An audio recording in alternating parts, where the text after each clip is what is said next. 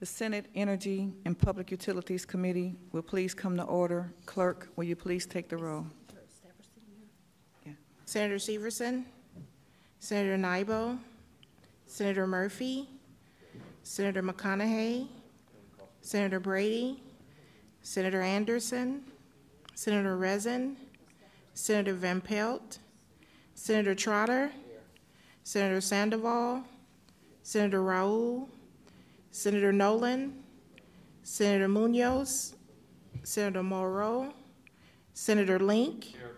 Senator Lightford, Senator Forby, Senator Cullerton, here. Senator Claiborne, Senator Martinez, here. Senator Hunter. Here. There are 5 committee members present. The committee will please come to order.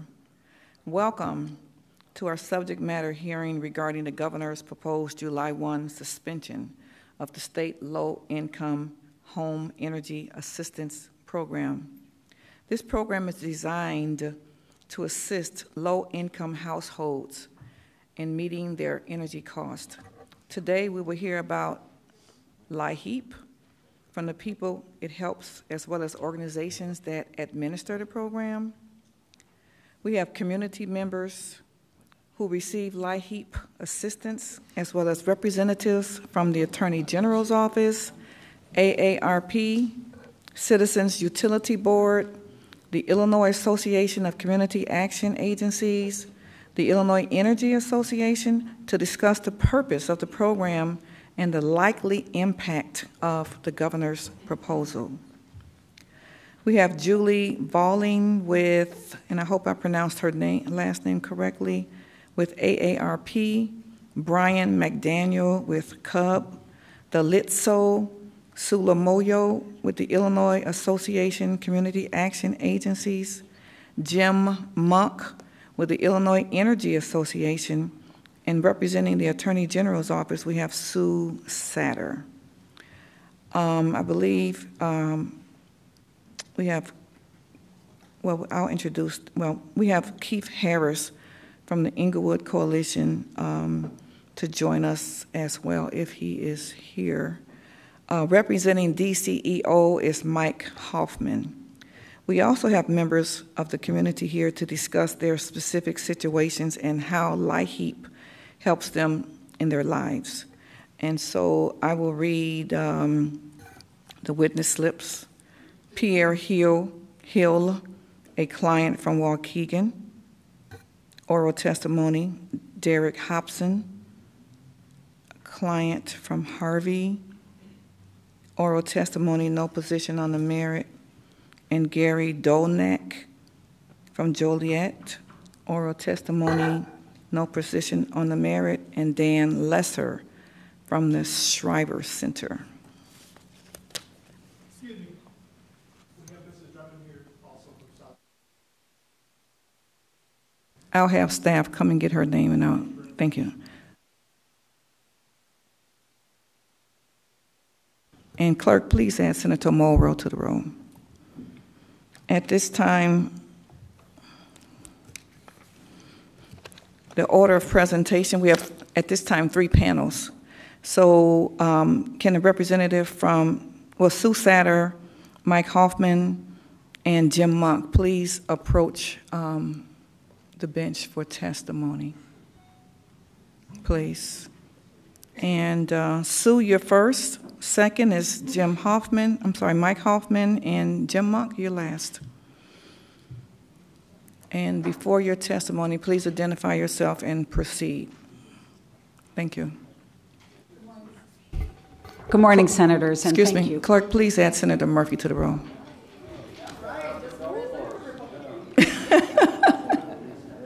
Please proceed. Thank you. Good morning. My name is Susan Satter. I'm the Public Utilities Counsel to Attorney General Lisa Madigan. I'm here today to provide information about how Illinois' Heating and Energy Assistance Program works and why it is so important to all Illinois ratepayers. I think you all know that utility rate making can be a complicated undertaking. There are rules that are specially designed to ensure that the utilities providing essential electricity and heat collect revenue for the service they provide. This is so they can continue to operate, provide uninterrupted service, and properly maintain their systems. One of these rules is that rates include a charge for what is called an uncollectible or bad debt expense. The utility adds up all the charges for services that are not paid, and that amount is included in rates. And this amount is then included on customers' monthly bills. And that uncollectible expense is not a trivial amount. For example, for Commonwealth Edison, the uncollectible expense is $45 million. For Ameren, about $12 or $13 million. People's Gas, again, $13 to $14 million. A high uncollectible expense indicates that many customers cannot afford essential gas and electric service, and they fall off the system without paying their bill. This means no heat in the winter, no air conditioning in the summer, no hot water, no refrigeration, and possibly even no lights if they lose electricity service. In addition, loss of utilities can be an important factor in pushing people into homelessness. So, where do Illinois' heating and energy assistance programs come in? As you know, there's a federal program called LIHEAP, or Low Income Heating and Energy Assistance Program. That program provides subsidies to people who meet certain low-income requirements. Now, Illinois has close to 1 million households at that low-income level that's established by the federal government. But the federal funds are only sufficient to cover about 25% of those eligible. Illinois customers clearly benefit from the federal program, but the federal program is not sufficient to meet Illinois needs with our cold winters and our hot summers. The General Assembly recognized this gap, and as part of the restructuring of the electric industry in 1997, the General Assembly directed electric and gas utilities to add 40 cents to customers' monthly bills to be used, quote, for payments to electric or gas utilities on behalf of their customers who participate in energy assistance and weatherization programs. And later in 2009, the law was amended to add another 8 cents to customers' bills to fund an innovative and very, very successful program called the Percentage of Income Payment Program, or PIP. The PIP program is specifically funded by the state money. The law specifically prohibits the use of these funds for any purpose other than to directly assist customers in paying their utility bills. So, the 48-cent charge does two things. It allows more low-income households to pay their gas and electric bills and so stay connected to essential utility service. And these are key public safety and welfare goals. At the same time, this charge enables the utility to collect more money for service to low-income customers. This keeps the utility's uncollectible or bad debt expense down, benefiting all consumers. So, for example, ComEd customers paid about $46 million into the Energy Assistance Program, and that came back to ComEd customers. And it kept people on the system, and it kept the uncollectible expense low. The other utilities made similar payments from consumer funds.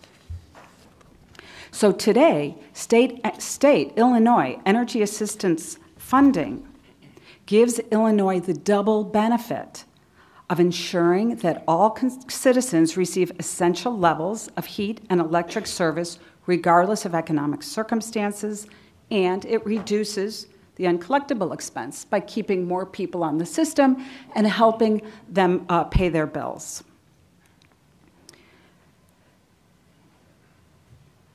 The energy assistance enables them to pay more regularly, and pay on time because customers are given the essential assistance they need and affordable payment arrangements. Again, this helps everyone. So Illinois energy assistance programs include a single payment grant program, weatherization grants, and the percentage of income payment plan that I mentioned before.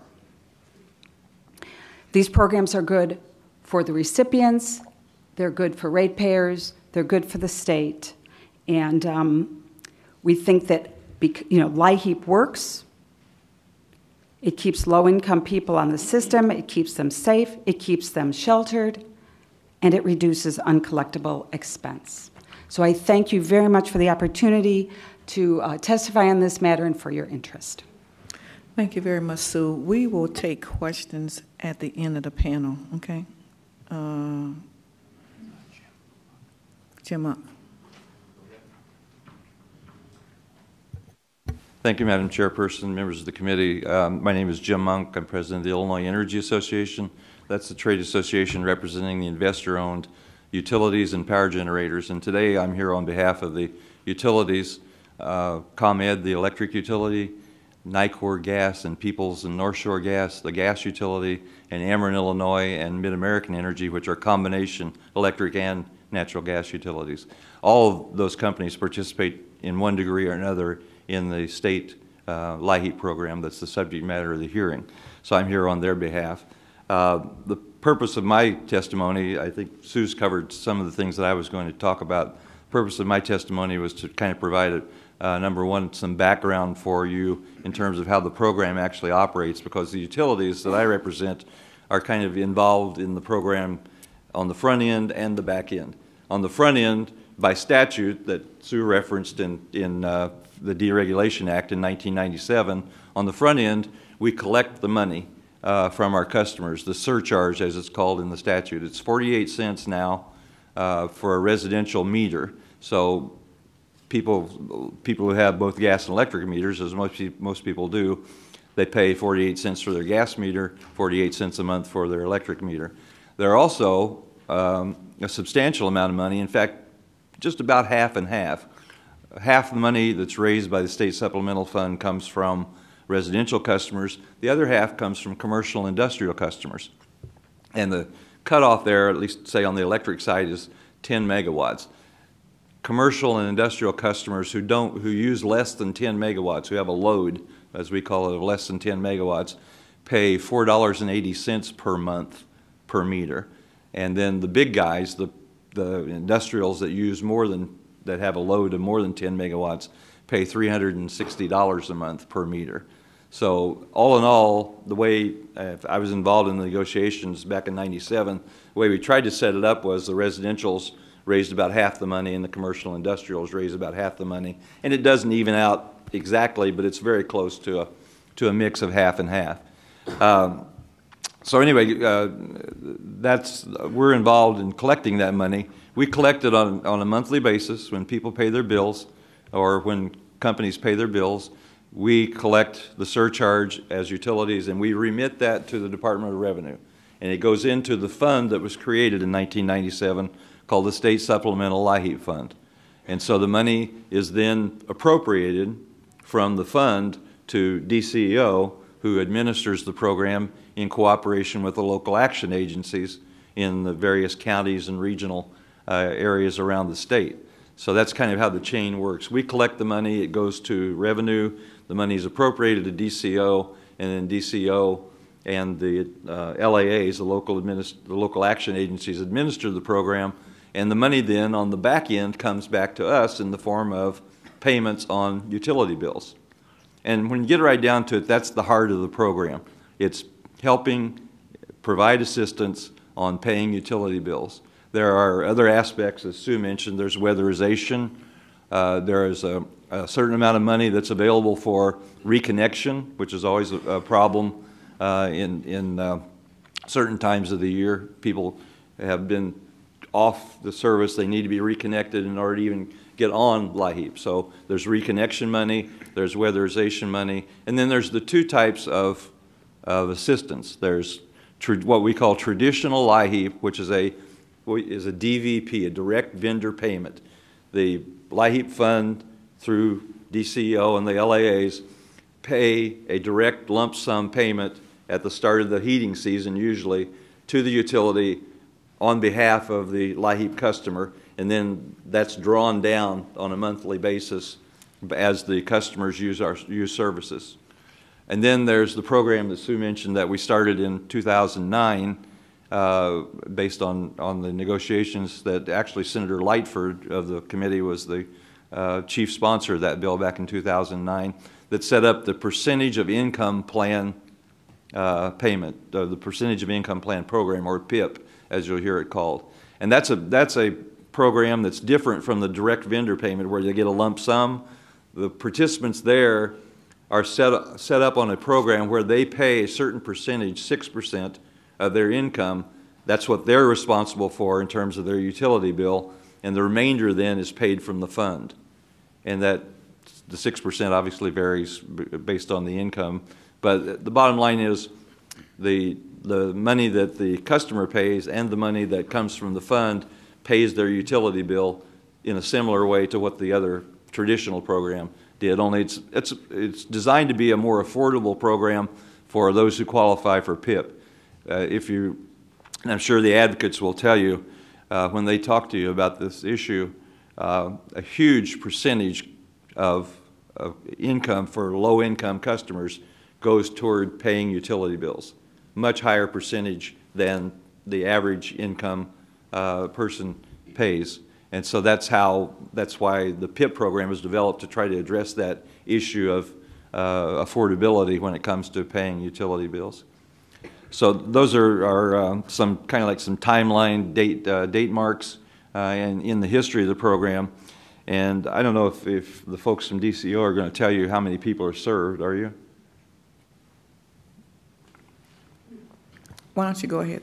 Okay, there's approximately 280,000 households, not people, but households, 280,000 households in Illinois that receive traditional LIHEAP grants, the DVPs, the direct lump sum payments.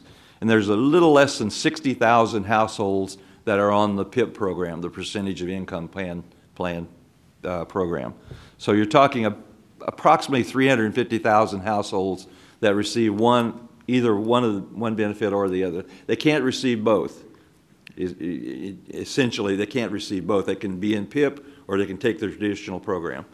And the totals in terms of money are also interesting too. We get about $175 million from the federal money. The problem with the federal money is it usually doesn't get here until mid to late November.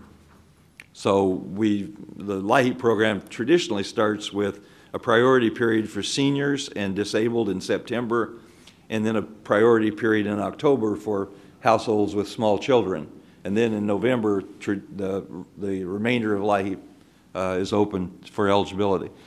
So the federal money we get is substantial. It's about 2/3 of the total, but it doesn't come really at the start of the heating season when people are needing to sign up. That was really one of the main drivers for establishing the supplemental LIHEAP fund, the state fund, was to have a more even cash flow across the year. So we, as I said before, we as utilities collect that money monthly, and the money is remitted monthly, so there is a little bit more stability to the cash flow.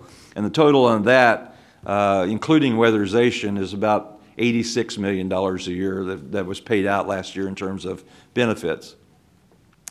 So those two together are basically the money that the LIHEAP program has to work with.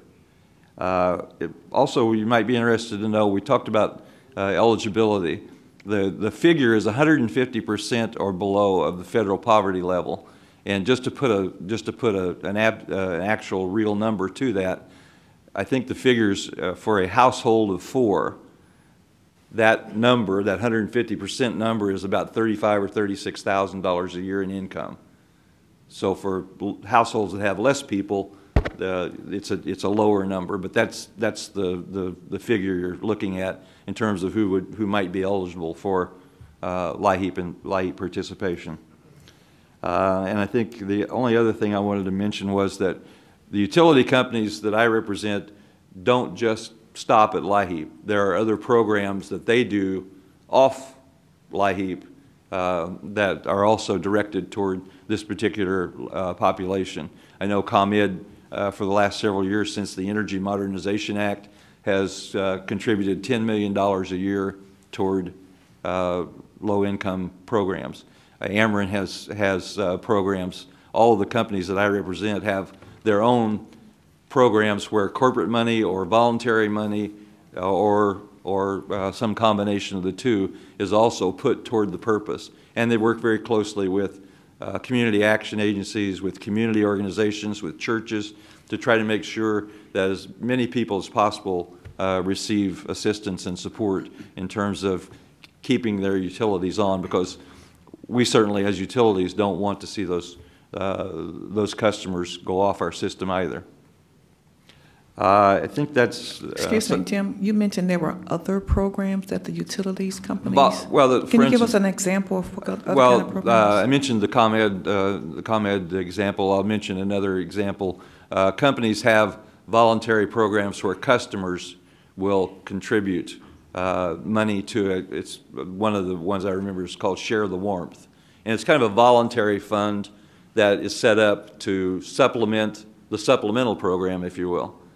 And so our companies don't just stop at just LIHEAP. They try to go beyond that because there's, as Sue mentioned, there's a million households in Illinois that would actually qualify for LIHEAP. And the figure I gave you was about 350,000 households that actually receive LIHEAP. So there's a pretty substantial gap in the number of people who could benefit from LIHEAP, but might not be able to get it for one reason or another. So okay, that's all I have. Thank you very much. Thank you. I'd like to recognize one of our former state senators who just entered the room, Miguel Del Valle. Welcome. Good to see you.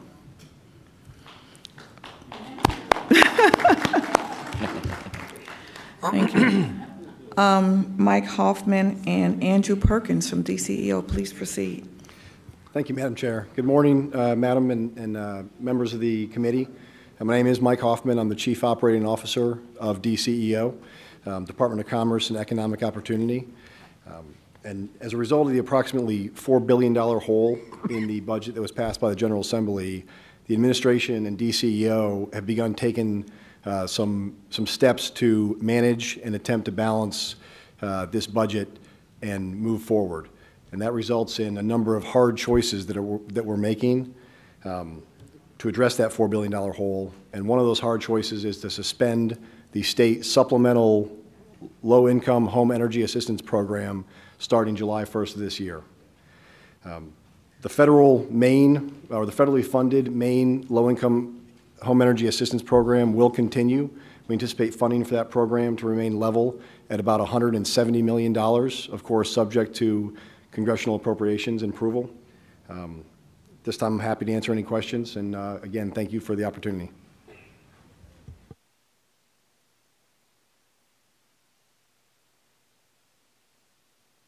I'm sorry, please proceed. Were you done? I'm done with my statement, thank you. Okay. Andrew, did you have anything to add, or that's it? Okay, good. Leader Trotter, did you say that you had questions to ask? Yes. Thank you very much. And I'm going to go back and forth, if that's okay. Just a few questions. One for a gentleman from DCO. You said that as a consequence of the projected $4 billion hole, that you felt incumbent to hold back these dollars from this program. But these aren't GRF dollars. So this isn't really part of that projected hole that I've heard many of the administration individuals talk about. So how did you come up with this idea? What was the mindset? What was the thought process? Thank you, Senator. And that's a very good question. In light of this staggering figure of $4 billion and the very limited options we have available to us, we understand that the administration and the Office of Management and Budget are taking a very holistic view of all available state funds to maintain flexibility moving forward as we try and address this FY16 budget gap. Okay, but these aren't state funds. These are what I've heard earlier. These are dollars that had actually come from the utilities. So it's not state funds. It's consumers' money actually coming back to consumers, not our tax dollars, which the state automatically gets. And I realize, I know about all the special funds. There's billions of dollars there, and there's certainly dollars that have been accumulating because they haven't been used. But I also heard testimony that these dollars had been used. As a matter of fact, they're exhausted every year. And as a matter of fact, there's not even enough dollars to deal with the demand. So this was a working pot of money, not one that was just sitting there to be taken. And as with this holistic approach, we are looking at all state funds, and supplemental LIHEAP is actually in a state fund. Understand that it's generated by a surcharge. That being said, in order to maintain maximum flexibility as we try and tackle this enormous gap, this is one of the initial steps, initial hard decisions, was to suspend the program in order to reserve the funds for a possible future solution. To intentionally to get the attention of the individuals that use this fund, or because there, as pointed out, there are a lot of state funds, and there's billions of dollars in those state funds. As a matter of fact, if we transferred, swept, or whatever verb we want to use, we can basically close that gap. However, this seemingly was one like some of those other programs that we have that was being used purposely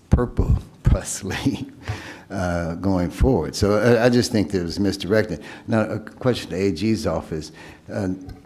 Can they take non-taxable dollars and use at will to plug this, again, this number they keep throwing out, $4 billion, but we haven't proven that as a $4 billion hole. But, so, is that possible? I mean, it's our understanding that legislative authorization is needed. And so authorization is needed to do it. So, okay, good. Very much. And the unfortunate thing is I've been around for a minute or two, and a lot of times I forget more than I'm supposed to remember. But I remember back in 1997 when this very liberal guy from Bloomington, Illinois, John Maitland, took this as his fight to ensure that his constituents and other people in the state of Illinois who had poor housing stock, and we were talking about, because and I take it back, he wasn't liberal, he was a conservative guy, but he wanted to make sure that everyone equally was going to be benefiting from this restructuring of the Utilities Act back in that time. And he, again, was very adamant, dogmatic about that we had to have this fund for those people who had poor housing stock, poor insulation on their little wooden houses, didn't have big brick buildings down in his community, in the farmland, that in fact that there were some parity, that everybody was going to benefit. Is that how you remember it back in '97? That's exactly right, Senator, and as a matter of fact, that's why the program is called the John W. Maitland. No, it's not. Energy Assistance Program. It's called the John Maitland Program? Yes, exactly. We did that I think we did that as a part of the 2009 bill, I believe. But it is called the John W. Maitland Energy Assistance Act. Right, and you remember those times, and again, and it wasn't an easy thing to do, and especially in the Senate, to get it through the Senate. Again, the work working alongside with the advocates, trying to work out this, and for the lack of a better word, deal. Again, just how contentious it was, and how it was mediated by this senator from Bloomington. Probably the best speech I've heard in the 21 years I've been in Illinois was Charles Morrow. Charles Morrow made a speech Not Chucky Morrow. on the House floor defending this particular piece of legislation, and it was an amazing speech. Right. Well, thank you very much. So, and then remembering that, and if we can go back to then the dollars, if we could, about you said 25. I heard you said 25% of the dollars. What was that? Well, 25% of the eligible households are covered by the federal dollars. Okay.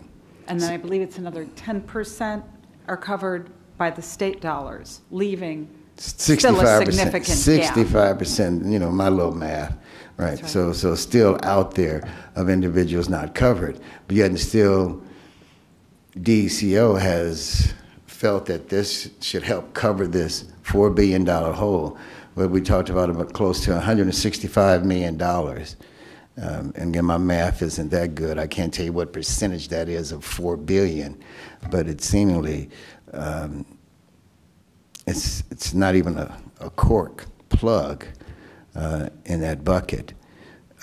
So what other conversations you had other than looking at this $165 million did you have from your shop looking to plug this $4 billion supposed hole?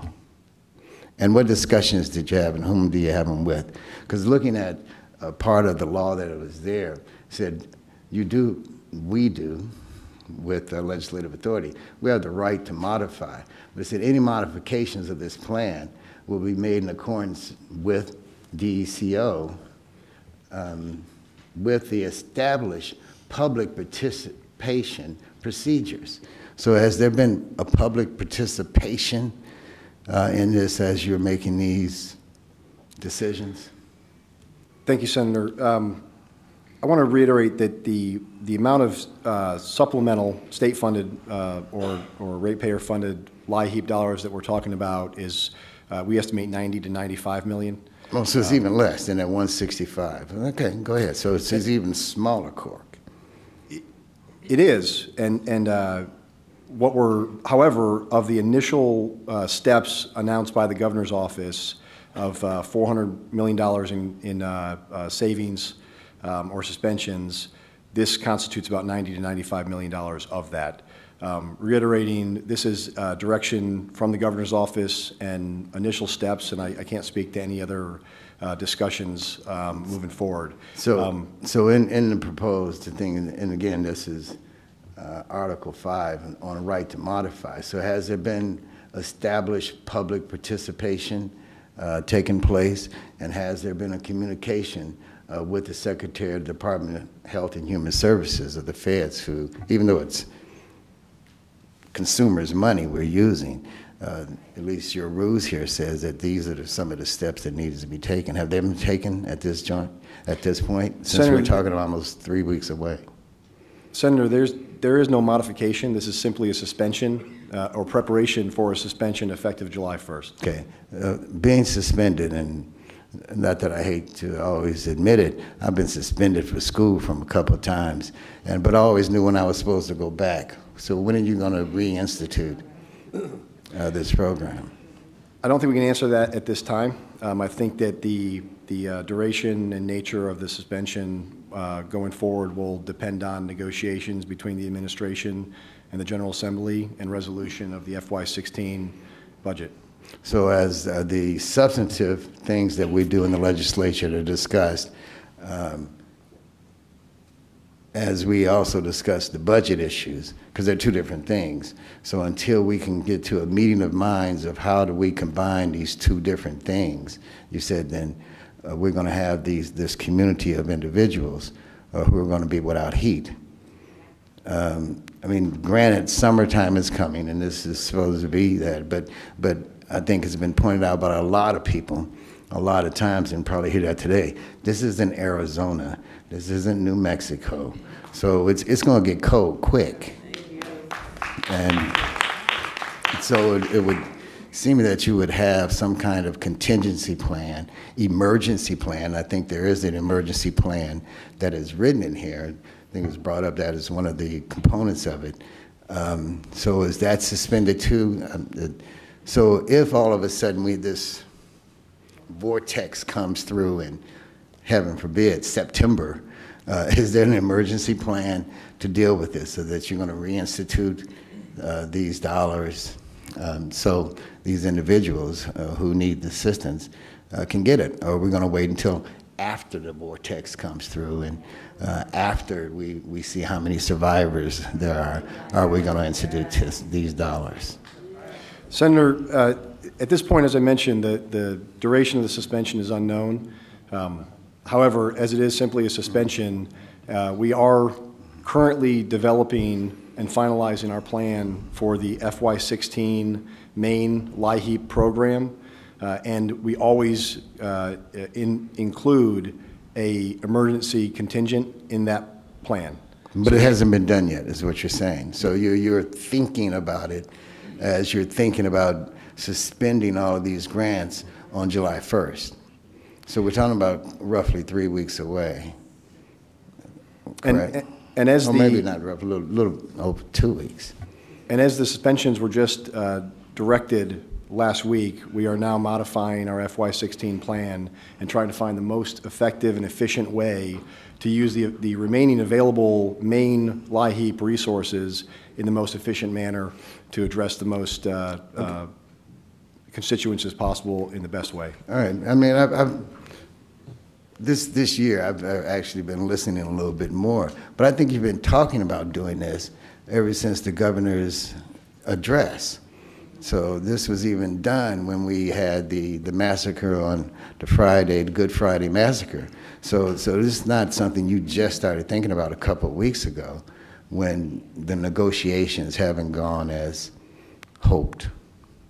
So it would seem, again, that in the interest of the well-being and to the goodwill of the state, to the people that we serve, that you sort of expedite that plan as we go forward. So going back to the AG's office, instead of just with the authority, legislative authority, is there any other way that we can address this issue? Or is there some emergent rule that we don't know about that would trigger some action from DCO if this happened? We would have to evaluate the situation as it arises. Okay. When we get a full picture. Okay. Thank you. Thank you. And for those of us that may be in the audience, and not just you, Senator, who was around in '97, I'm glad you're here. So, because at least I have somebody who can say, "Yeah, I remember that," with me. We hopefully there can be some quick thought process of how this works. Yeah, and again, for those who knew John Maitland, we thank him for all the great work that he did in getting this done, and I'm sure since it's named after him, he would certainly like to see some justice done for the people that he was thinking about at that time as we go forward. Thank you, Leader Charter.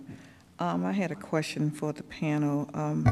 Mr. Hoffman, is your, in your opinion, is your proposed actions or the governor's proposed action, is it legal? I'm not a lawyer, and I would need to defer to the governor's legal team for that answer. Okay. Had you asked that question before? You have a legal staff within your shop. Have you asked that question within your shop? As far as it pertains to DCEO, we believe in the suspension of the supplemental LIHEAP, we do believe that's within the purview of the administration. And the supplemental LIHEAP, the amount, is that the $90 to $95 million, or what is the exact amount? Yes, Madam Chair. Okay, and those supplemental dollars come from where now? They come from a surcharge on the utility ratepayers of the state. But we as ratepayers pay that money. That's our money. That's not the state's money. So how is it legal? Please, audience, please. How is it legal? I don't understand that. Again, this is Madam Chair, this is a suspension only of the program, and the money is currently in a state fund. But you can't suspend something that doesn't belong to you. That's what I don't understand. Can you help me understand that? All I can state is that it's our opinion that the suspension of this program is within our purview, as directed by the governor's office. Okay. And you never bothered to talk to anyone, any legal opinions from the governor's office or within your own shop as to the legality of your proposed suspension? All of these items had been reviewed by legal staff. I just, I'm not a member of the governor's office, and I'm not a member of the legal staff. But you're the representative of the governor's office for your department, sir. Yes, madam, and we are comfortable that this is that this step, this suspension itself is legal and within our purview. I see. Mr. Monk, do you believe in your opinion that this proposed action is legal? The problem as I see it is, as of July 1st, it's not that there's no money, it's that there's no appropriation. And I think, unless I'm way off base with the process, the way it works is the money not only has to be there, it has to be appropriated. And if there's no budget in place as of July 1st, my assumption is there's no appropriation. So I think that's the complicating factor. Leader Trotter, did we appropriate these dollars when we passed the budget? I'm certain it would be after we do the whole budget process. The whole budget hasn't been completed, so we haven't given them the authorization, the governor's office, to do any spending. So this is our spending plan, but we don't have the revenue plan, and everything is not put together on that piece. But this is one of the other questions. Now, does this have a legal impact on you guys? Because this was the deal that you made, right, with the people of the state of Illinois. So does that somehow negate your responsibility? No, it doesn't. In fact, the utilities, because it's a separate statutory directive in the Energy Assistance Act, we will continue to collect the money and continue to remit it to Department of Revenue. We're required to do that by the statute.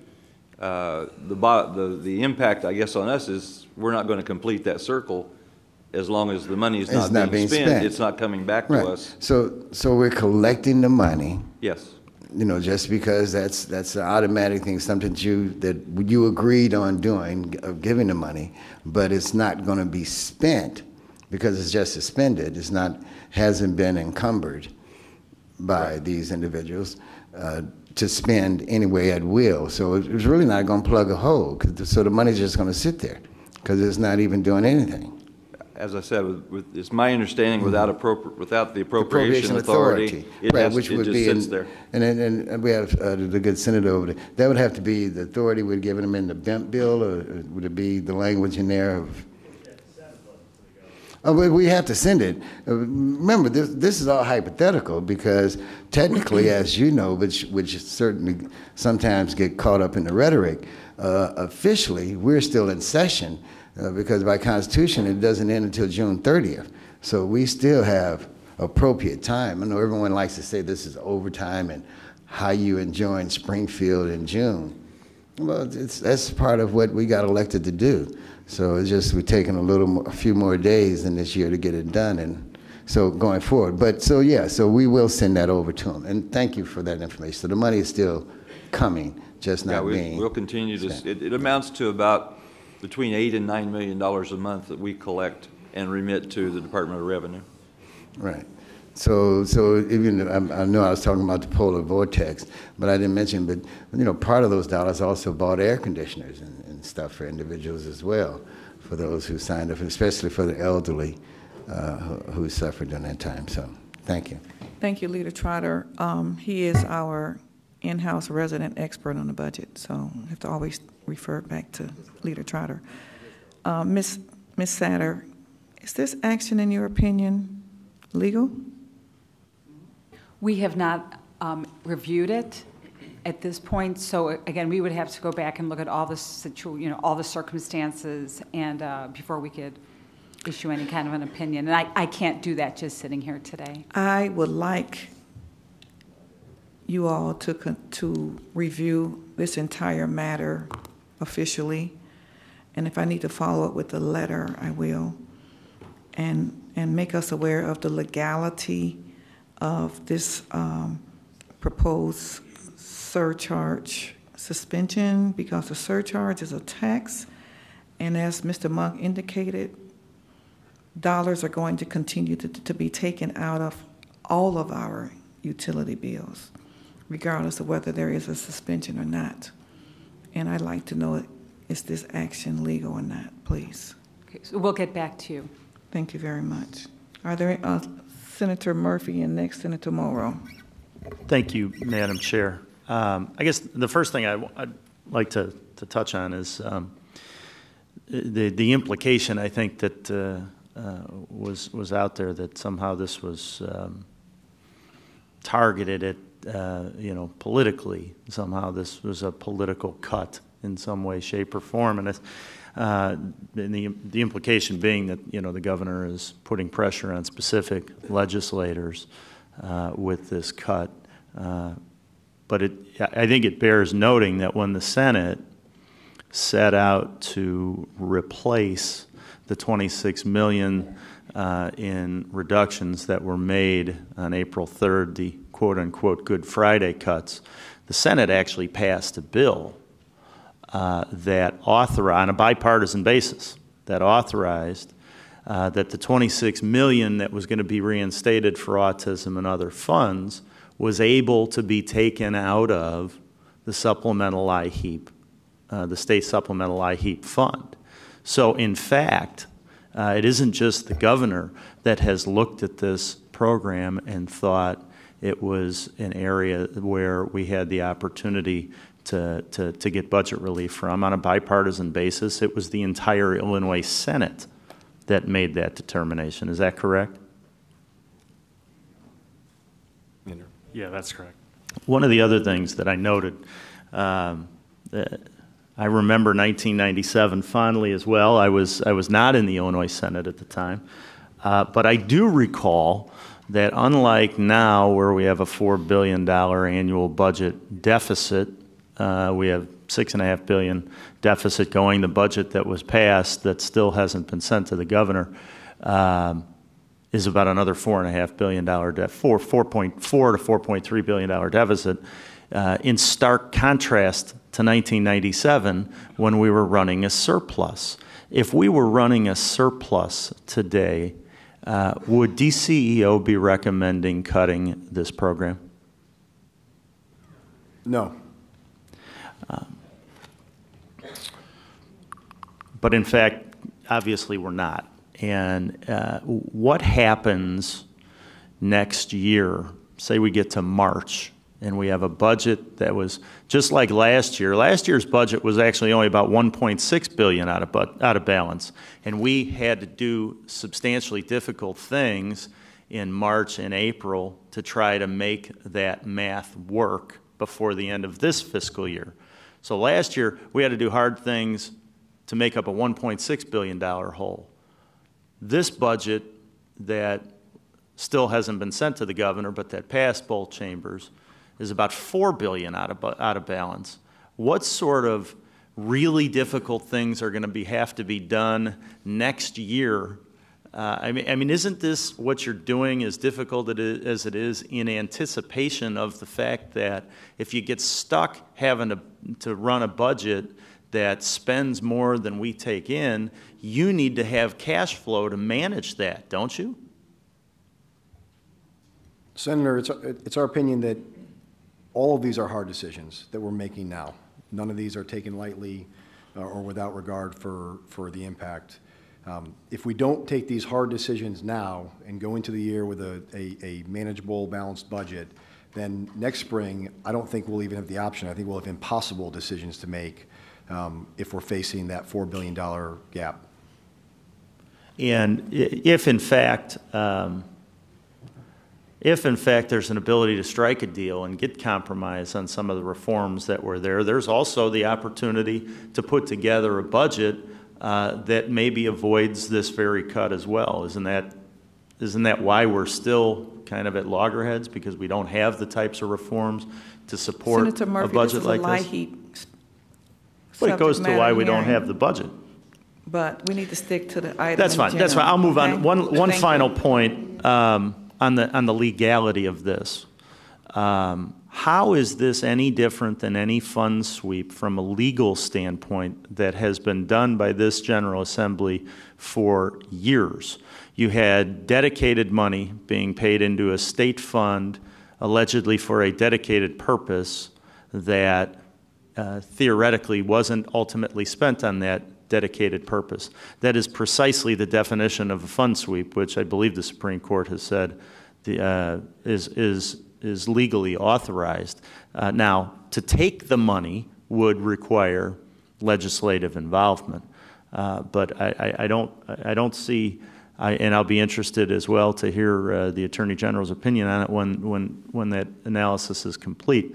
But to determine that a program can be unilaterally stopped, I believe falls within the purview of the executive branch. So I don't think you're going to find that this is an illegal act by the governor. But I do think, and I'll close with this, this is another example of the fact that we need compromise and we need reform if we're going to have a budget that works. And I hope we get there. Thanks very much. By any means necessary, obviously. Senator Morrow. So I guess I just want to make sure it's clear in my head what Senator Trotter and Senator Murphy have stated.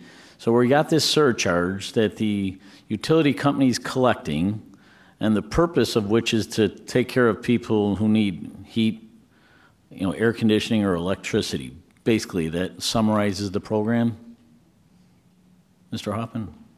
The supplemental, it does summarize the supplemental LIHEAP program as it currently stands. Okay, and so assuming this is within the governor's purview, and assuming we don't take any legislative action to take that money in this fund, this surcharge is going to still continue to be collected. The fund is going to increase and keep increasing, but it will never be used for its intended purpose. Right now, as we have simply suspended the fund, our intention is to reserve all options and flexibility for future negotiations between the administration and the General Assembly. All right, so, but I guess it gets back to my theoretical question. If we don't take any legislative action on it, this fund just continues to grow. It's not tax dollars. It's really the general revenue funds over here, and we got funds over here, and we're trying to, I think we should be focusing on the general revenue operations rather than these special funds intended for other reasons. Senator, with the $4 billion massive hole, we have to look at the holistically at this problem and try and find a solution across any possible area. So what other areas? So this is $95 million savings. So today we take it all, $95 million to $4 billion, as you described, whole. What other options is the governor suggesting at this time? Right now, all I'm aware of are the initial steps that were announced last week. It's my understanding, and the release that came out last week indicated these were the initial steps being taken. Our portion of the initial $400 million that the governor's office proposed is $90 to $95 million of that. All right, I have nothing further. Thank you. Leader Link, please. Thank you, Madam Chairman. Not to get any political, like the good senator for Palatine would never want us to get political, but I got a clarification question. You're suspending this $95 million that you cannot use for any other purpose without legislative authorization, correct? Senator, we're reserving... No, don't give me the same political answer. You cannot use it for any other purpose without legislative authorization. Like any other sweep we've done in the past, as the good senator from Palatine said, we did do a sweep with a bipartisan vote, but we did the sweep. You cannot do it under any circumstance without legislative approval, correct? That's correct, Senator. Okay, so where are you saving any money, filling any hole, clearing up anything without the authorization of the General Assembly on any form whatsoever by suspending something and not having the ability to use it? Where are you filling a hole? Senator, these are the initial steps we're taking to prepare for... I know you're programmed to answer it in a certain manner. And, you know, I've been through these hearings for a long time because as the former senator and Senator Trotter, I was here in '97 also. The point is, and in that time it was a Republican Senate and a Republican governor that we passed it under too. So I want to make that very clear that it was a divided House at that time also. The point of the matter is, you have not explained to me and clarified it to me, what good does it do to suspend this when you can't use it without our authorization? If you could give me a simple explanation other than political clout over our head, tell me it. Senator, the best answer I can give is that this suspension is intended to maintain flexibility as we move forward. What flexibility? There is no flexibility because you're trying to use a hammer over the citizens that are sitting out here head and thinking we're going to succumb to it. That's the only thing that this is being used for. It cannot be used in any way to balance this budget that you use the $4 billion figure for. It cannot be used for that without our authorization. So what is the program? Can you explain it to me? No, you don't. Senator, we're clear on the fact that we need cooperation with the General Assembly to repurpose these funds if that is something decided in the future. All I can speak to as a representative of DCEO is that we are suspending the money at the direction of the governor's office in order to maintain flexibility. Flexibility over our head is what you're trying to do and over the citizens' heads. Let's quit the charade about this. It's one simple subject. You're trying to hold a political hammer over our heads and these citizens. Thank you. Thank you very much. Panel, thank you very much for your presentation. The next panel we'll hear from CUB and AARP. It looks like the governor is going to need some other alternatives because I don't see how you can touch these dollars at all, in my opinion, and I'm not an attorney. Please identify yourself and proceed. Good morning, everyone. Chairman Hunter, thank you for having us here today. My name is Julie Valling, and I'm an Associate State Director with AARP. AARP is here today on behalf of our 1.7 million members to publicly challenge the dangerous and illegal directive of the governor to prevent the expenditure of state funds under the Supplemental Low-Income Home Energy Assistance Program. State funds provided under this program protect the health and safety of hundreds of thousands of vulnerable people here in Illinois. Such households include individuals over age 65, people with disabilities or who have chronic medical conditions, and children under the age of 5. It is reprehensible to threaten and illegal to hold hostage LIHEAP state funds that are specially collected for and legally may be used solely to provide low energy assistance to these vulnerable population. These funds help protect people who need summer cooling because of their increased vulnerability to heat. Low-income energy assistance programs that assist with the cost of summer cooling not only prevent deaths, but also prevent excessive emergency room hospitalizations and other public health costs often associated with heat and related illnesses. The governor's actions will not save the state any money and could, in fact, drastically increase preventable public health costs. For this testimony, I'll focus primarily on the susceptibility of older people to heat extremes. As we're about to enter the summer season and the funds being threatened are specially earmarked by the General Assembly to provide essential cooling assistance. It should be noted that older people are also extremely sensitive to extremes of cold. An examination of mortality factors indicate that the pattern across age groups was similar for heat-related and cold-related mortality. Progressive moderate increases in the death rate between ages 65 and 74, a substantial increase in the death rate for persons aged 75 to 84, and an even larger increase in the rate for persons aged 85 and over. On average, there are over 600 related deaths each year in the United States, with the highest percentage of heat deaths occurring among those older than 65. Older people are more susceptible to extremes in heat for a variety of reasons. First, people over age 65 and older men in particular physiologically are less able to dissipate heat than are younger people due to changes in nerve, cardiac, and circulatory systems. Older people may not recognize that they are thirsty or dehydrated. And additionally, older people suffer from medical conditions such as heart disease and diabetes that increase their risk of death and illness from extremes of heat.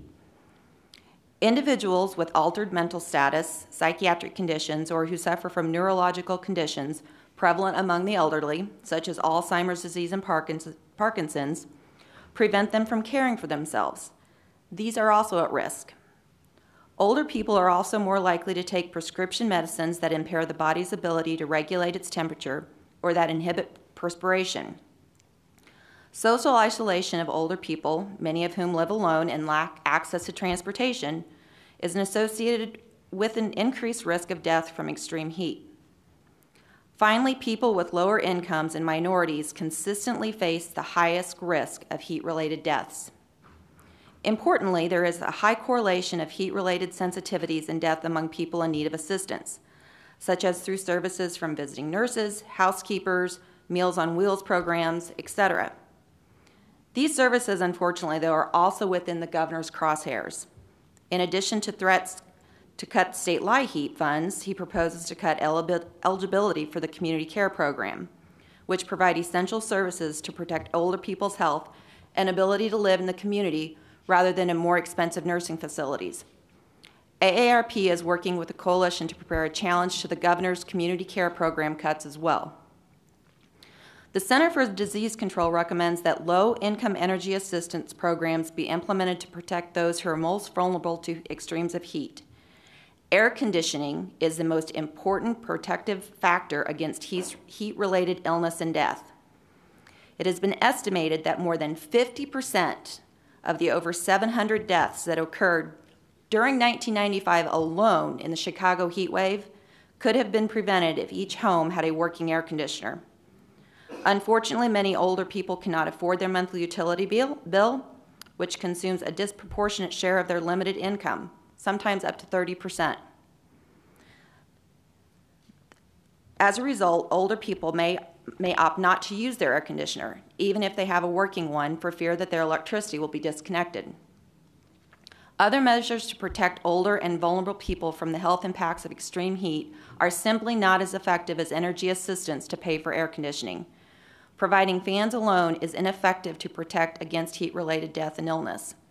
The CDC advises that fans should not be used for preventing heat-related illness in areas of high humidity, especially here in Illinois, because fans are not protective at temperatures greater than 90 degrees Fahrenheit, with humidity greater than 35%.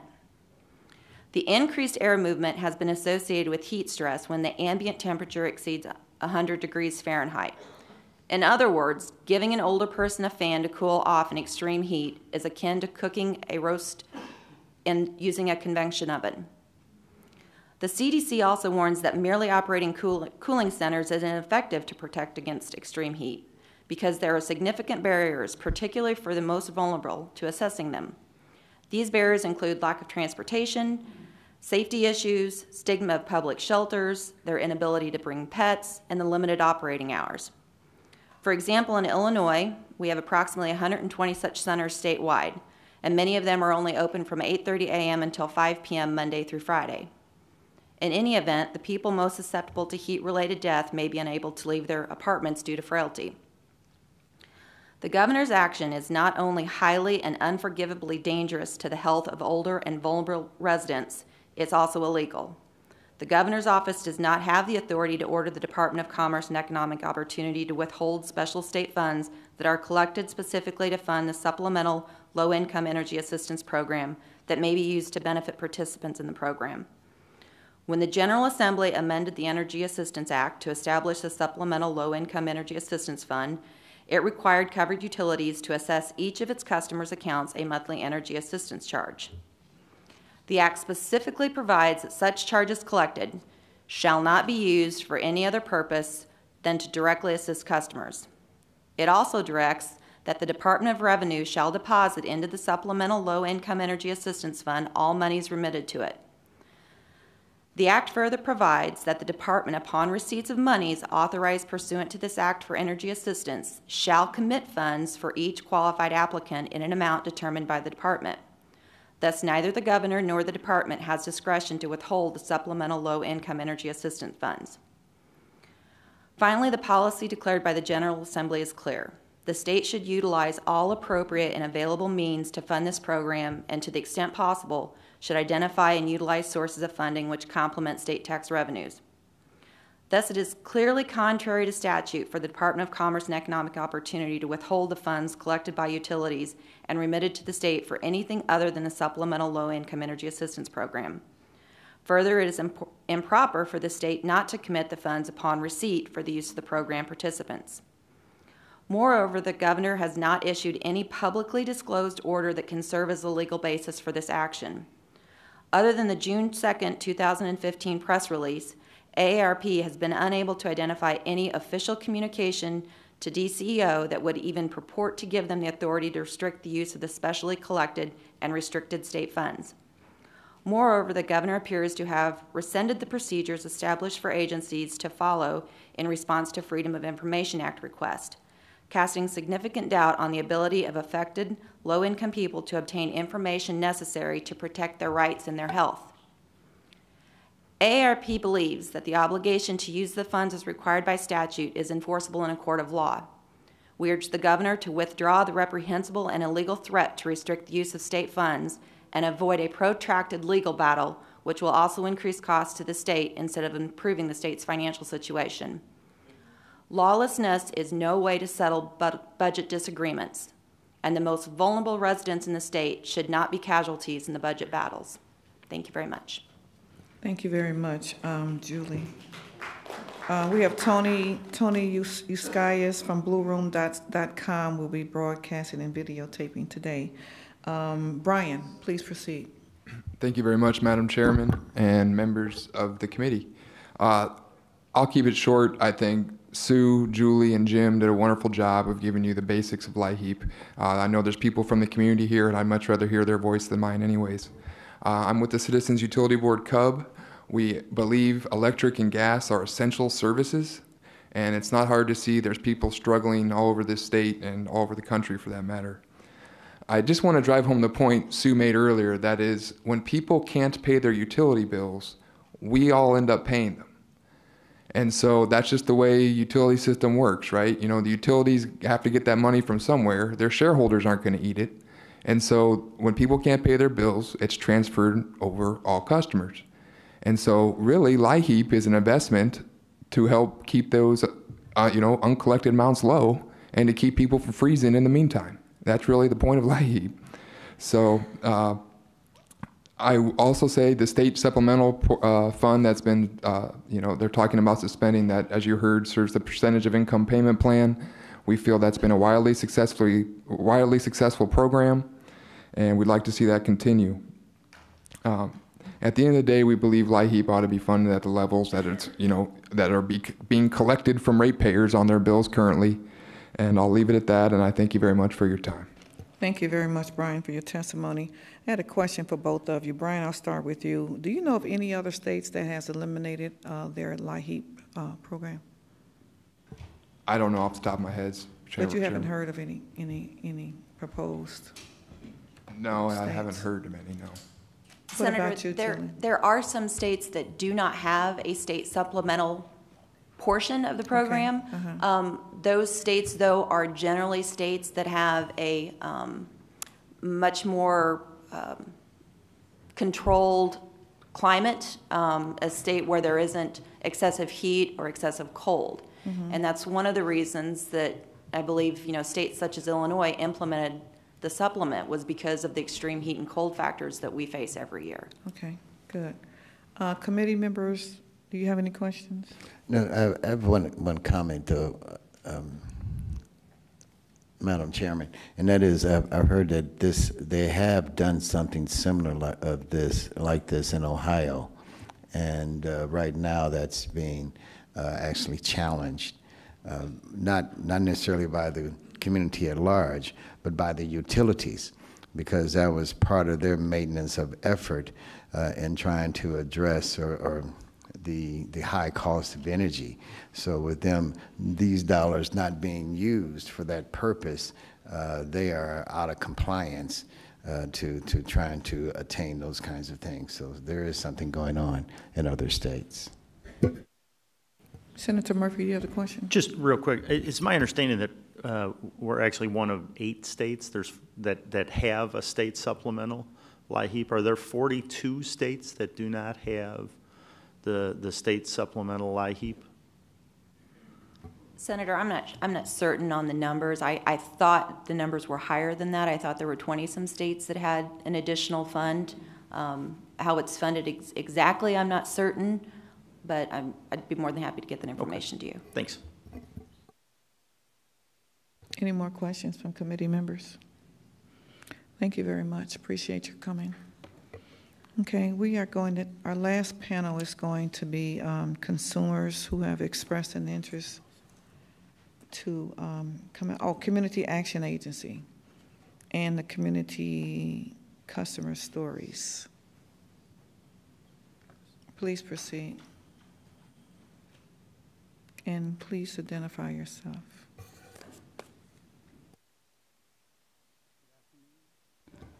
Good afternoon. My name is Delitso Solomoyo, and I am the President and CEO of the Illinois Association of Community Action Agencies. Our organization represents the 35 LIHEAP providers in the state of Illinois. So I would like to thank you, Senator Hunter, and members of the Energy and Public Utilities Committee for the opportunity to testify on the impact the state LIHEAP funding cuts on thousands of Illinois families living in poverty. What I hope to do for you before you today is to demonstrate why the state funding is critical to supplement the federal funding, because federal funding on its own is not adequate to serve the eligible population. What I also hope to do is to paint a picture of the tragic circumstances we may find ourselves in should the funding remain suspended beyond July 1st. The following provision from the Illinois Energy Assistance Act encapsulates the importance and critical need for the state supplemental fund. Variability of federal low-income energy assistance funding necessitates a state response to ensure the continuity, further development of energy assistance and related policies and programs within Illinois. Energy assistance policies and programs in effect in Illinois have benefited all Illinois citizens. Low-income households are unable to afford essential utility services and other necessities such as food, shelter, and medical care. The health and safety of those who are unable to afford essential utility services suffer when monthly payments for these services exceed reasonable percentage of the customer's household income.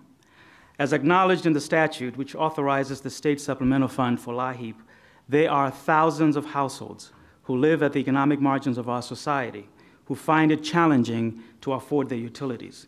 This is not about people who do not want to pay their utilities because there is LIHEAP.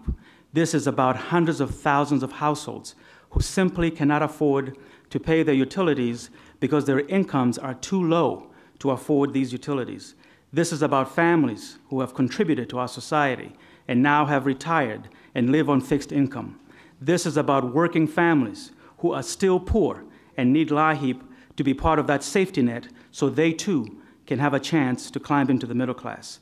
This is about individuals who are living with disabilities and rely on LIHEAP for their independence. According to Fisher, Sheehan, and Colton in 2015, households with incomes below 50% of the federal poverty level pay an average of 26% of their annual income toward their energy bills.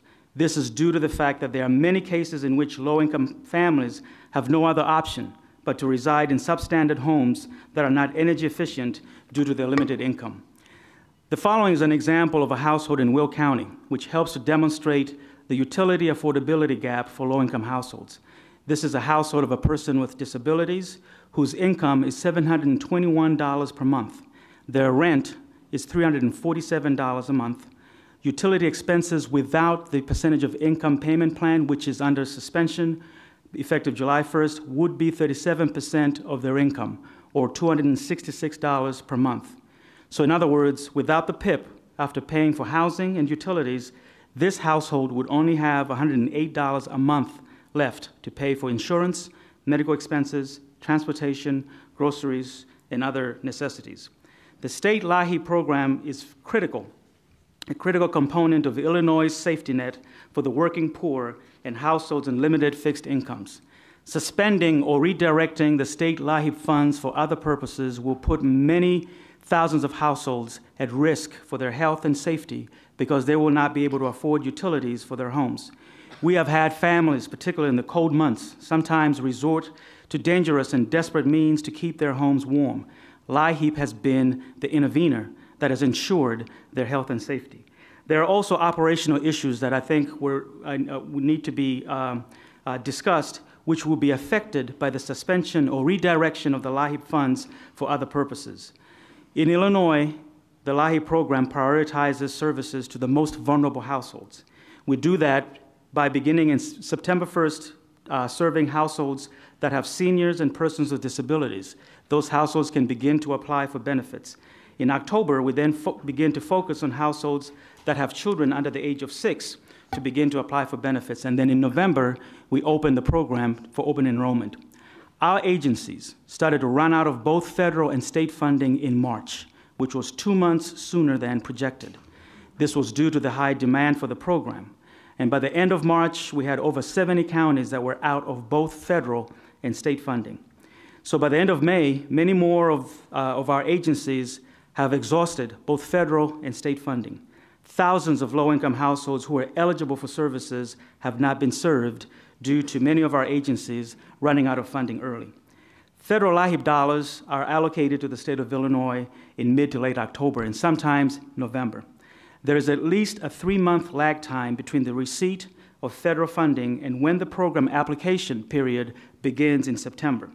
The state funding covers that lag time and provides for a prioritization period during which most vulnerable households can apply for benefits. With the suspension redirection of the LIHEAP funds, there will not be any funding to actually serve these households that are the most vulnerable. With limited LIHEAP funding at the present moment, or no funding at all, and with the state-funded portion under suspension, the priority periods may be shifted to later in the year. This shift in program enrollment would come too late for many households that have been disconnected since April 1st of this year. So please allow me to share with you just one story from one of our agencies. And can you start wrapping it up, please? Wrap it up, okay. Just to hit some quick points. Over 150,000 households benefit from just the state LIHEAP fund alone. And if that is suspended, that's the number of people that will not be able to get any services or benefits. And as pointed earlier, we have over 60,000 households that are on the percentage of income payment plan. If this suspension is maintained, come July 1st, those households will lose their benefits. So we believe that this program is a critical, essential program for our citizens here in Illinois, and we hope that this suspension will be lifted so we can get back to serving the most vulnerable households in our state. Thank you for the opportunity. Thank you very much for your testimony. Dan, will you please proceed? Yes. Thank you, Chairman Hunter, Chairperson Hunter, and the other members of the committee. My name is Dan Lesser. I'm the Director of Economic Justice at the Sargent Shriver National Center on Poverty Law here in Chicago. And the Shriver Center provides leadership in advancing laws and policies that secure justice to improve the lives and opportunities of people living in poverty. I'm here today to testify against the elimination of state LIHEAP funding. Eliminating state funding would also eliminate the percentage of income payment plan, which enables low-income people to maintain utility service and keep their homes. 55,000 households participate in this program and would be at risk of losing their utility services. And if utilities are disconnected, then a family cannot heat or cool their home, refrigerate food, cook, turn on the lights, wash clothes, or take a warm shower. And the disconnection of utilities can begin a downward spiral, which leads to eviction and homelessness. The other thing the program does is it allows parents to concentrate on working or preparing for work to support their families, moving out of poverty. This is a program that serves exclusively low-income people. You have to be under 150% of poverty to qualify, which is roughly $30,000 for a family of 3. It's not a giveaway program. Participants have to pay 6% of their income for their gas and electric service. It makes those monthly payments manageable, and it greatly increases the likelihood that they'll be made. For example, that family that's at the top of the income scale, that family of 3 with $30,000, with the program, their monthly payment is $150. a substantial amount for a family of 3 with $2,500 in monthly income, payment of $150. Without the program, their payment on average would be $500, totally unaffordable. As has been pointed out by Senator Trotter, this is a program that's funded with a customer surcharge and not with GRF. We're not talking about money, gathering dust, accumulating excess funds. We're talking about every dollar being used to meet the utility needs of low-income people. In fact, eliminating this program will have a negative impact on other budget lines because homelessness produces many social costs in terms of loss of employment and work hours, poorer health, lost academic time for kids in school, families being split up. So I urge you not to allow this immediate and severe hardship that would occur, and I appeal to the Governor, that would occur if this program is eliminated. And I want to make one last larger point, which is that rather than cutting and eliminating services for people who live in poverty and other less fortunate people, what the Governor should do is work with the General Assembly and identify the revenue needed to avoid devastating cuts like this one and to make sound investments for our future. Thank you very much, Dan. Are there any questions from committee members? Thank you guys very much. I really appreciate you. Yes. 24 other states that do have state supplemental funds. I just wanted to point that out. Thank you very much for that information because we did not have it. But are you aware of any that has actually canceled their program? No, I'm not. Never heard of anything like this before, have you? I have not. I didn't think so. I haven't either. Yeah. And that information is current on the LIHEAP Clearinghouse. Okay, great. So, thank you very much. Okay, the last panel will be consumers. And as I call your name, will you please come forth? And you have 2 minutes. Irene Knox, Lillian Drummond, Pierre Hill, Derek Hobson, Gary Donak. Let's see. We have 6 chairs, 2, 4, 6, 2, 4, and Morris Ann Sternberg.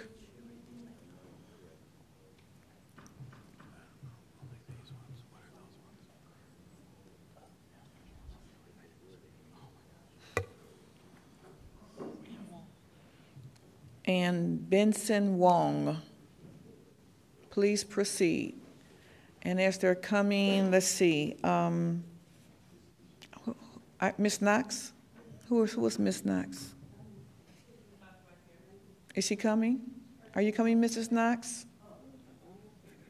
Oh, why don't you hold it right now because we've run out of seats. You'll come next. Okay, Ms. Drummond, you go ahead and start. You got 2 minutes. No, you got to do 2 minutes now. Yeah, press the button. There's a. No, on the base. On the base. There you go. Okay, thank you. Identify yourself, please, and proceed with your 2-minute testimony. My name is Lillian Drummond, and I sit before you today at 93 years old, and I'm still fighting for the right of all people. All right. I'm here to thank you, Senator Trotter, because I worked with Senator Mainton a long time ago. On behalf of those that are in need of the Low-Income Energy Assistance Program, I've had the pleasure of working with CEDA since its creation, and I've had the heartaches of having to see low-income households struggle to keep their lights and gas on or make the hard decision, should I buy medicine or food or pay my bills? It's easy for those of you to say cut programs that support low-income households if you have never had to walk in their shoes. Being a senior is scary, and on a fixed income and the prices of light and gas, food, water, and other necessities are pricing us out of our homes. We've been in for decades. The Energy Assistance / the PIP program helps income households maintain their utilities, helps restore services otherwise too high to have turned on. PIP makes it affordable to keep us with our monthly payments, allowing households to keep their utilities on. If this program is cut, we'll have more seniors and babies and others dying of hypothermia. More fires will occur from the use of heaters or someone desperate enough to try and turn the utilities back on, possibly causing an explosion. We talk about keeping our families safe. Well, safety begins at home. I'm old enough to be everybody in here's mother or grandmother, and I've seen and have done a lot in 93 years. I sit on a lot of boards, and I've seen a lot of people come and go, especially those that think they know what's best for the working poor. I plan on being here next year. My question to you is, will you do the right thing to keep low-income energy assistance intact? And it seems to me that Governor Rauner is threatening people like me. Maybe he just want to kill all low-income and poor people. No compassion at all. I work with hundreds of poor people in low-income every day. And I challenge the governor with all of his administration, visit our neighborhood and see how we try to stay alive. And I will gladly meet with you and your administrators and have a tour and talk with some of your people, let you see you are cutting all the programs and benefits to keep them alive. Thank you, and God bless all of you. Thank you very much, Mrs. Drummond. I know you've been an activist for a very, very long time, and she represents the South Austin Coalition Community Council. Thank you very much. Pierre Hill. Yes. Good morning. Press the base. Green light will come on. You got it? Is it on now? Good morning. Thank you for the opportunity to be able to speak. I learned a lot today, and I really did, just sitting here listening.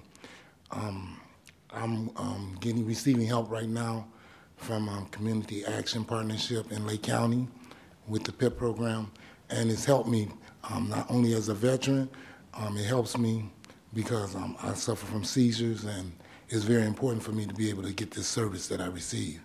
I recently found out about them cutting the services off, and it was alarming for me.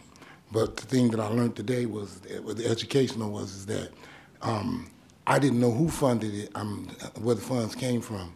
But what I learned today is that it's the people of Illinois that came together to help us, you know, in this moment. You funded.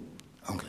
Well, I learned that today, and that was really good to hear, whether it was in 96, 97, how you came together to help, you know, put some funds together, you know, to help me be able to pay for my utilities.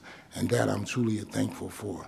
It's something that I need, and hope that they continue to have it. I am concerned with the way that they're doing this swiftly by July the 1st or whatever is very alarming, and I hope that the peoples of Illinois voice be heard. Thank you.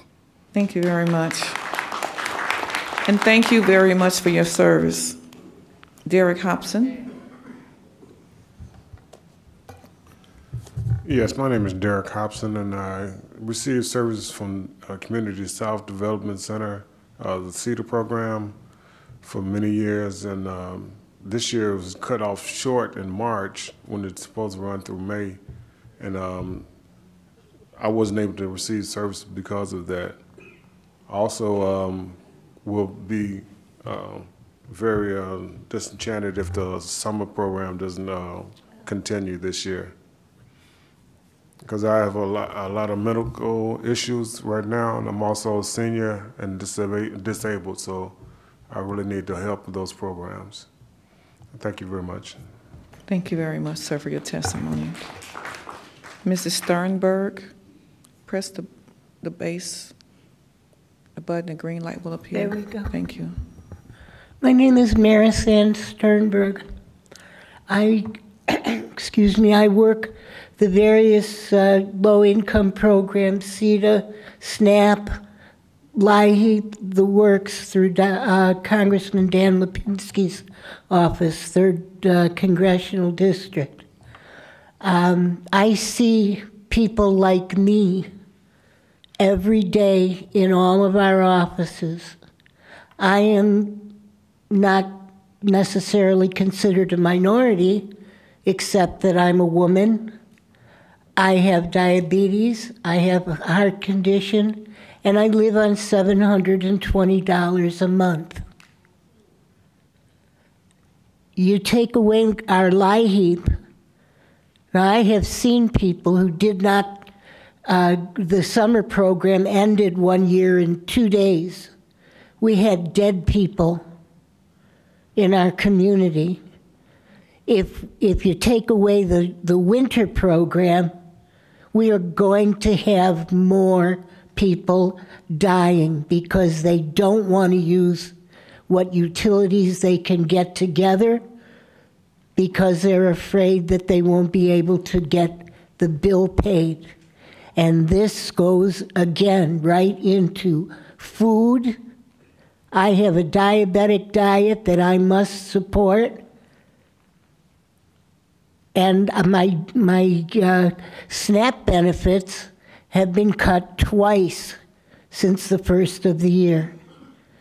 And no matter how many times I appeal, I am one of the hard choices that have to be made. We are not hard choices. We are people. We've lived long lives. We've worked hard. And we cannot afford to have this arbitrary cutting of our funding. Thank you very much. And thank you, Mrs. Sternberg. Gary Dolnick. Good afternoon. My name is Gary Dolnick from Joliet, Illinois.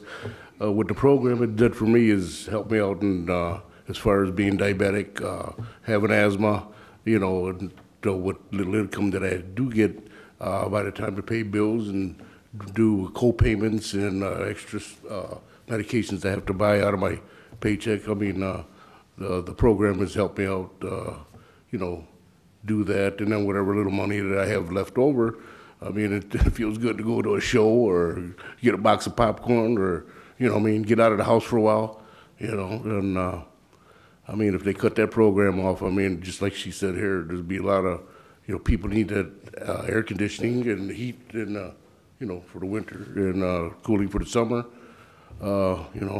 People that have asthma like I do and diabetes, it taking insulin and stuff like that, it does a lot for the body, and you do need air conditioning. That's about it. That's about it, really. I mean, it's a good program, and like the other person said, that I didn't know where the funds were coming from either. And it's us. So after they take that program away, I mean, there'd be a lot of people doing things that that you don't want to be done. I mean, there'd just be a lot of angry people, So I appreciate you listening to me, and that's all, folks. And I thank all of you all for coming down here today. I really appreciate your testimony. Mr. Benson Wong. You need an interpreter. Yes, ma'am. And then Mrs., who else was, there was a young lady. Please proceed in the other chair. And then while other people are leaving, who are these? Which ones? Healing Temple. How many of you all want to testify? It's not going to be too many of you all now, is it? Okay, why don't you all come on up in the empty seats? And you have 2 minutes. Madam Chair and members of the committee, my name is San O. Sorry for my sore throat. I'm with Southeast Asia Center. I'm here to translate for Mr. Wong, who would like to testify. Okay, he has 2 minutes. 2 minutes. Good afternoon. My name is Benson Wong. I was 75 years old. I want for them. 我想呢，我來分享一下我嘅黃金時間所我面對嘅困難。My name is Benson Wong, 75 years old. I would like to share with you the difficulties that I have to face in my golden years. 雖然我今年退休嘅退休金係上升，但係我日常嘅生活咧，如食物、藥物、電器、煤氣。 Even though my Social Security income has been increased this year, but my daily expenses, including food, medicine, electricity, heat, gas, the expenses are also going up. 因為我入息係固定嘅，所以咧我要減嘅消費。 Because I have fixed income, so I have to cut my expenses. 我去而家冬季咧需要個暖氣咧，我喺屋企咧，所以校到最低係62度，最高嘅係62度。This past winter, I had to set my thermostat at below 62 degrees. 但係好在咧，我申請咗能源補助，幫咗我幾個月嘅。And luckily, I got help from the energy program, and it helped me pay for some of the months. 如果冇能源補助咧，我諗我唔知想象嘅係點樣嘅過。Without the energy program, I don't know what I'm going to do. 可能咧，我真係要62下60度以下，然後先過到生活。I guess I will have to set the thermostat below 60 degrees to survive. 所以咧，我反對咧州長停止幫個能源補助係。That's why I would like to oppose the governor's suspension of the energy program. Thank you very much. Thank you, Mr. Wong. Thank you. Ma'am, are you Irene Knox? Please proceed. My name is Irene Knox. Did you press the button, the green button? Yep, right there in the base. Happy. There you go. My name is Irene Knox, and I'm 86 years old. And I thank the Lord for being here today. And I want to thank each and every one that helping us today, and the ones that's not helping us. But I thank God that I know that the governor knows how hard it is. He should.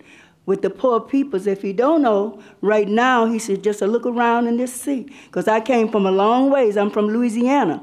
And I know it was hard then. I was born in 1928. And it's really hard for all of us. And I thank the Lord every day of my life. Every day of my life. I keep saying I thank the Lord because really and truly, I would not have made it if it wasn't for Jesus Christ. And I want you all to know that.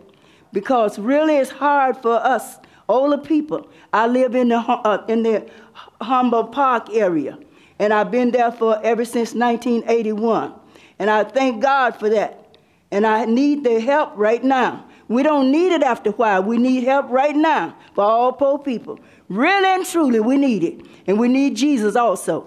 And I thank God for the blessing. That's all I need to say right now, because I thank God. Hallelujah. Thank you. God bless you all. Thank you, Jesus. Thank you, Lord. Thank you, Mrs. Drummond. That's right. Okay, now, who is Rose Daniels? Okay, who is Lucille Lockhart? Wait a minute. Okay, the three of you all are going to speak. What is your name, ma'am? My name is Rose Daniels. You Rose Daniels? Yeah. Kimberly Isaacs. Okay, and? Okay, identify yourself and speak. You got 2 minutes. Please, thank you. Good afternoon. Thank you, Madam Chairman and Committee. My name is Kimberly Isaacs, also known as application ID number 272986. I just want to say I am so grateful to have the opportunity to approach you and tell you how this program has helped me and hindered me. This program has helped me in the ways to the point that my utilities were paid on time each month at a rate in which I could afford. Not only that, it is helping me attain my goals, which is to be a business owner and a homeowner. The impact that the program has had is that it made a positive impact on my credit, which was a good thing because I've always struggled with my credit. There's a bigger picture dealing with the PIP program when you're taking it from a person. The problem is that I am required to pay a lump sum of $835 on July 1st. Somebody please tell me, how can I pay $835 when I was only paying $7? And in spite of the programs that are being offered to compensate or somehow balance the PIP program, one of those programs is to share the warmth. If I paid $7, Share the Warmth matches my contributions, leaving me with $14. I'm still at an injustice. The PIP program was a beautiful program for all low-income families. That way that they were more self-sufficient. To be able to have heat and gas during the summer and the winter months, you have no idea what that's like if you've been absent without them. The negative part of all of this is that my rent goes according to my income is subsidized. So the effect of this cutting of the PIP program is going to ultimately make me homeless, because after 30 days, if my utilities are disconnected, there go my 5-day notices, meaning that they want me to move out of their building. So the impact of the PIP program is a domino effect for catastrophe if this is what the program that you were depending on to keep you stable. My question to Governor Ryan is, Rauner, before you became the governor, you was willing to put $1 million into a low-income neighborhood. But the moment that you became that governor, how can you take those services away from that same community that you intended to help? Good question. Thank you very much. Next. Thank you for your testimony. Good afternoon. My name is Rose Daniels, and I'm salute your board and everything that I've heard today. And I'm grateful and thankful for the seat of the PIP program. I'm Healing Temple. In 2008, I had some health challenges, and my whole lifestyle changed. My finances changed, and I started to receive disability. And I can recall my gas being cut off and being in the cold with health challenges.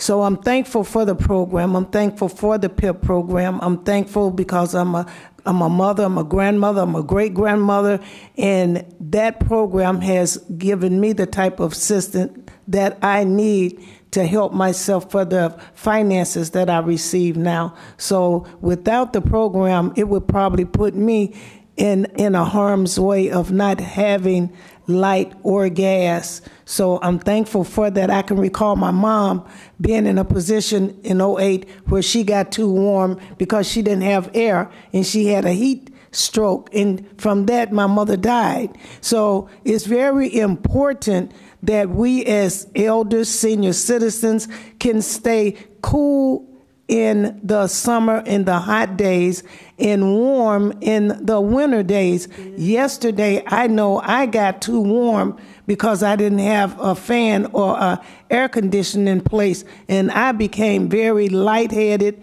and dizzy. So it is very important. And again, I lost my mother due to the fact of it being too warm and too hot, and she was not able to cool herself.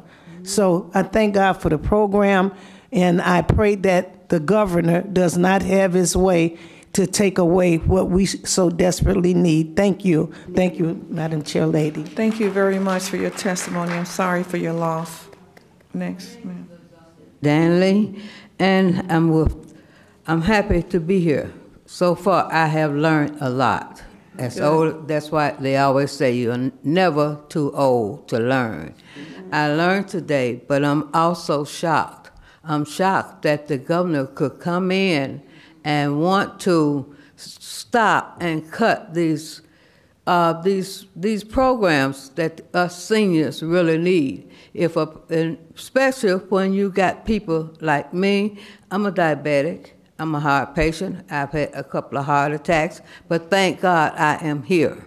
And I just want to say that I hope that some way we can change it, and so we could keep our programs, because me, myself, I need each one of those programs. I desperately need it. So I'm just asking that maybe we can make a change, and with the Lord's help, because first of all, He's going to change it. It's just a matter of time. He will change it. Thank you.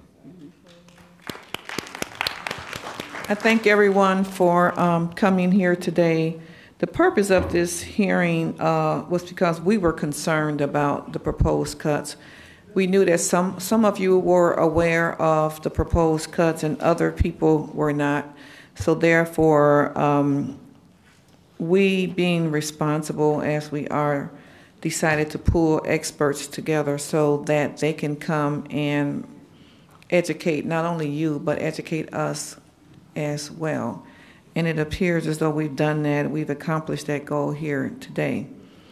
I want to thank each and every one of you all for coming out today. Just rest assured that we are still down in Springfield. We're traveling down every Tuesday for session during the summer, trying to resolve the issues of the budget. And just know that we will continue to look out for your best interests as well. And every chance you get, just go across the street or call the governor's office and just make him aware of how you feel. He's on the 16th floor. There be no further business to come before the Energy and Public Utilities Committee. It stands adjourned.